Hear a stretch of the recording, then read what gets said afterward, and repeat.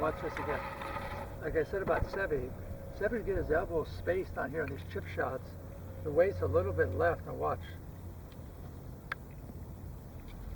It's almost as if he's like putting the ball. Every time this guy, 99% of the time when he was, if anybody been around him, you know his ball was always tracking, always tracking.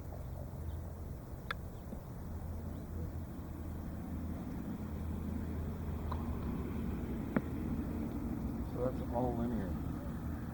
Straight linear. You can see it again here. Oops. Drop kicked out. So again, you got your grip down the shaft too. The shaft's getting more vertical. And now come over, take a look one more time. Take a look at this. Watch.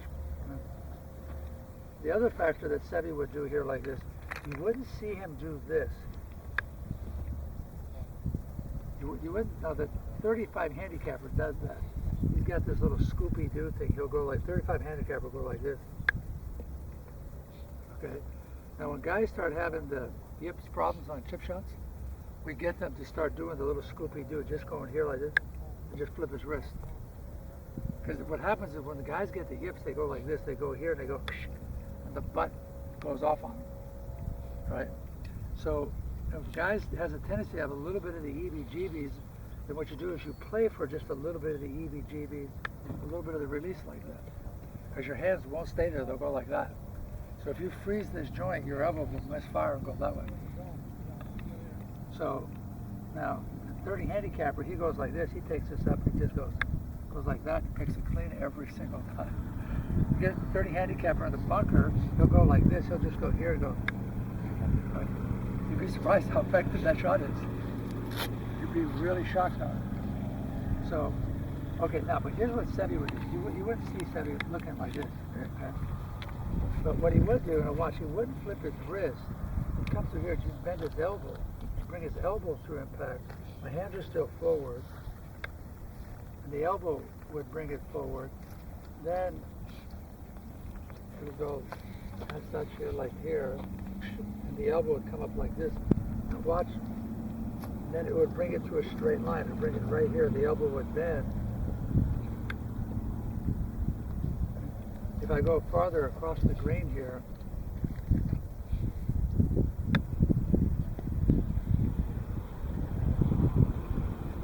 so again, just watch my left elbow.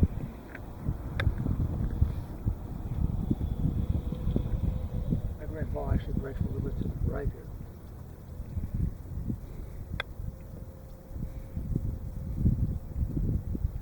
Now watch the weight transfer here.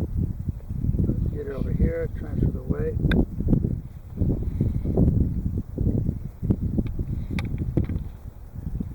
And this is where Seve would take the 8-iron here.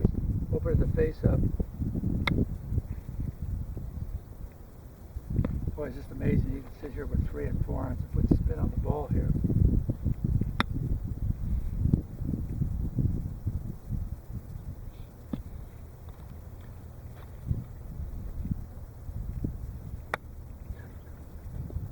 It's pretty good after a 30-day layoff. What's that? It's pretty good after a 30-day layoff. I kid you not, guys. I never hit a single golf ball.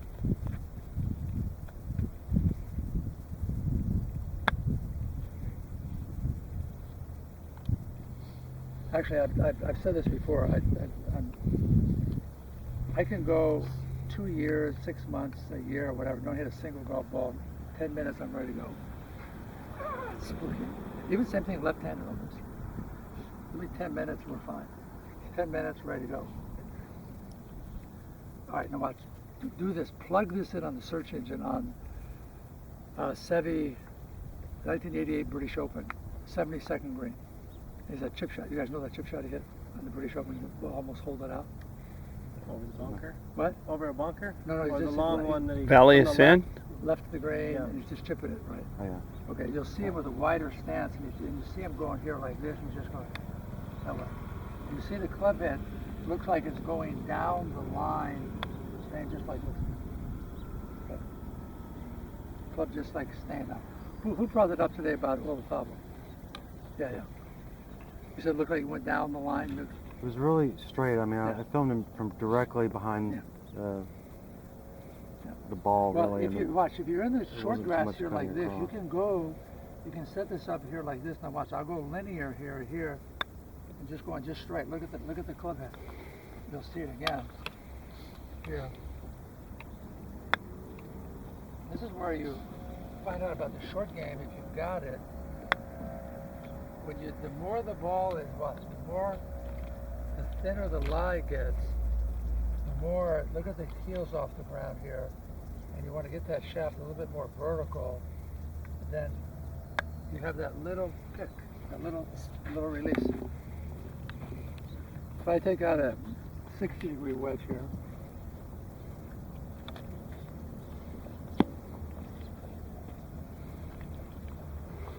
there's just that little bit of a little release. Now if I start hitting some lobs off of here, this is very easy to do. And, no damage. Then you got to get it where you start going downhill.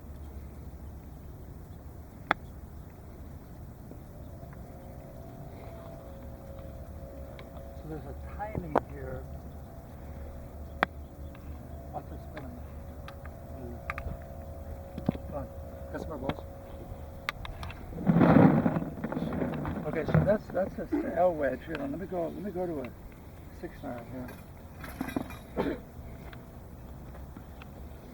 Look at this. Look at the shaft more vertical. Weight's a little bit left, setting up here like this. Now, when the weight's a little bit left with the longer clubs, you can just go here. You can release it just like that with your wrist, or you can release it just with your elbow going here, that way. Which one's right, Harry? They're both effective. Very light grip, shaft more vertical. More the ball is sitting down here like this, the more this is this way, you have to Scoopy-Doo it. You just go here and go like this. Watch. Comes off.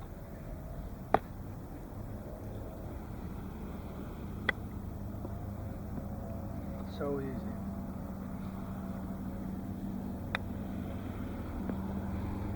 Yeah, it's funny, you get Arnold Palmer. Arnold Palmer would putt like this.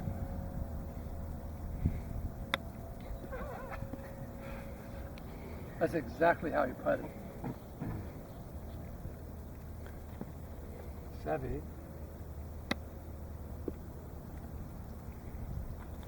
This is so fun.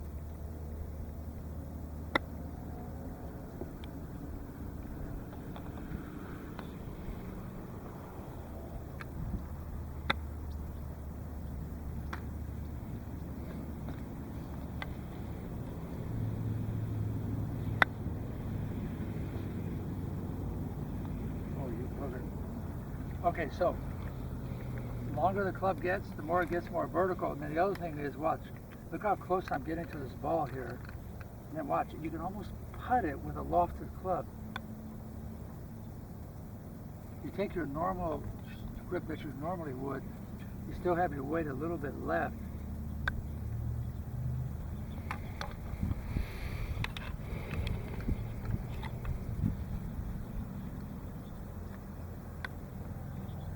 Alright, why do I have less weight transfer with a 6-iron or 4-iron? Why? Didn't go too far. What? It'll go too far. You can start delofting the 6-iron or 4-iron. So these are up here like this. Now watch.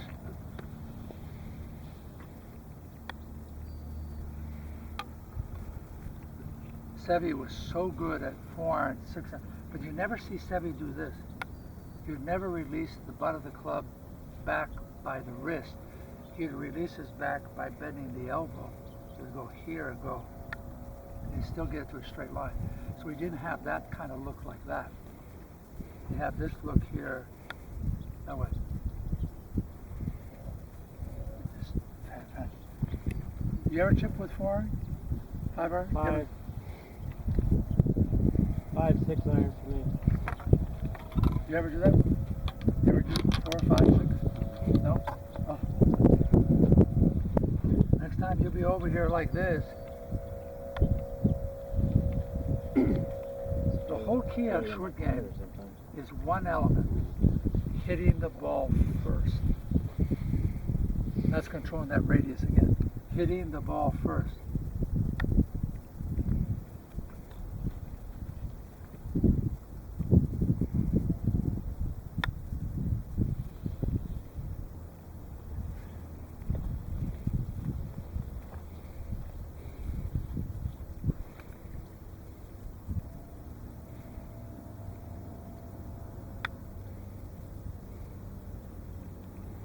So you're turning your left hand's weaker on all these chips, right? What? Your left hand is weaker more in the... All the short Oh, game, I try to do all the short game neutral grip. Like it's neutral. Now here's one of the advantages for doing this. Here's why. We discussed this when we were down in Florida, was that you see if you set this up and you turn your left hand over, here's how you have to look at this. If your grip is neutral like this, here, now I can just bend my wrist inward this way, then like this, and this is called bending the outside. This is called dorsiflexion. I can just bend this wrist here, and it will go to 45 degrees. The shaft will go 45 degrees. So it goes from there and release it. I'm just going to do that just for 45 degrees and release it like that. Sometimes on a short little shot like this with a neutral grip like this, I can just dorsiflex my right wrist and release it back to a straight line. I can do that right here like this. Watch. I just go here. Very effective. When you have this short shot on a really fast green in a tournament, you want to just go like this. Look at the butt of the club. Look how it moves towards my forearm. It's because I'm changing my dorsiflexion of my right wrist. I'm just bending my right wrist. Well, so I'm reducing the range of motion because of the neutral grip. I'm bending my wrist this way, here. If I turn my left hand over like this, now what happens? Guys go like they start cocking the club. Look how far the club head goes. We got too much energy. Guys go, they start cocking it, and then they start coming over here, and the ball comes off too fast. So, if you have a stronger grip, you got to make sure don't cock the wrist upward. Just dorsiflex the right wrist, and the shaft will stop right there. Watch, it stops right here. Okay, what did I say? You said you don't need to knock the wrist. You be your right hand over. Yeah, because if you just dorsiflex the bottom hand, you can take it to 45 and you don't have too much energy and it comes off soft. That's right, so it's much easier to control. Okay. Yeah. But what I meant was also that you can start here neutral. If it's a neutral like this, now watch. The max it will go is 45 degrees. What if I only want to go to 10 degrees? Watch. Well, that's very effective on the shot. But what happens is when guys get left hand turned over more, I made this mistake. I was cocking my left wrist. So that's why if I took a forehand, I'd come down here and the ball would just take off. I'd have too much energy. So that's why I never, the ball would come off like that. That's why I never use a forehand. But then I'm watching Sevi hit forehands, and this guy's going like this. This guy's hitting forehand. He's going like this for forehand. I'm just shocking. He's going like this. Now sometimes, this is downhill, so we really can't see it that well. But he would, if I hit this, watch, let's say this way, he could get over here and hit the ball on a lob, on a height on the ball. Do it one more time. Your second pin right here like this. Watch this. My right wrist is just going to dorsiflex, let's say 10 degrees, right here like this. Very easy to control the distances. So if your left hand's turned over, you still just dorsiflex the right wrist. Don't cock this up and then do the dorsiflexion. What did I say again? You don't want to do dorsiflexion plus the radial deviation. Yeah, this is the radial, this is cocking the club up, and this is the bending. Now, the other thing people do, they neutralize this. They don't use this joint, and they don't use this joint or that joint. They just move their arms forward and backwards. Harry, can you do that? Can you do that? Not use any of your wrist, just move your arms forward and backwards. Yeah. Uh-huh. You can go like here also, just like this. And that's what Sebi would do on some shots. Like you look like we putted, but he would do a little bit dorsiflexion on it here like this and then go that way. Releases back to a straight line, then just bend the elbow. So you got all these little variations here. The question is, I didn't have a trouble timing hitting the ball first. I had the problem, I had too much energy going into the shot. Why? What The you- wrist angles weren't right. See, so I had to minimize that. So once you figure it out, you get it. Okay? Because a lot of times, you have a shot at Augusta, let's say to this pin right here with a forearm. You hit this thing like this. I kid you not.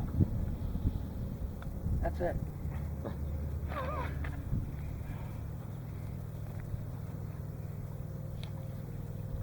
I can't see. That, watch this. I had a chip shot, 16 tall at Augusta one time. I'm even par for the day. I'm this far off the green right here on the fringe.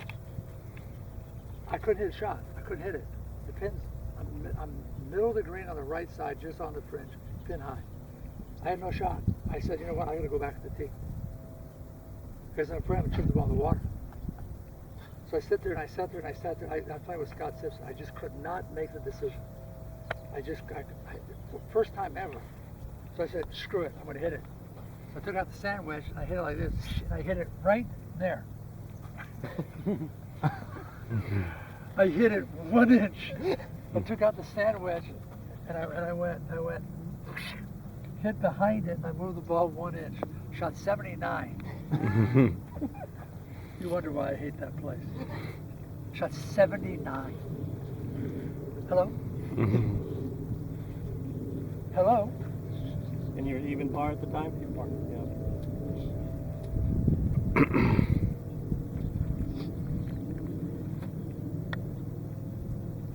So, you have to get the, now Sebi has a neutral grip.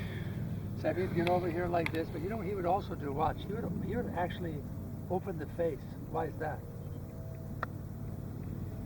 Oh, if you open the face up a little bit.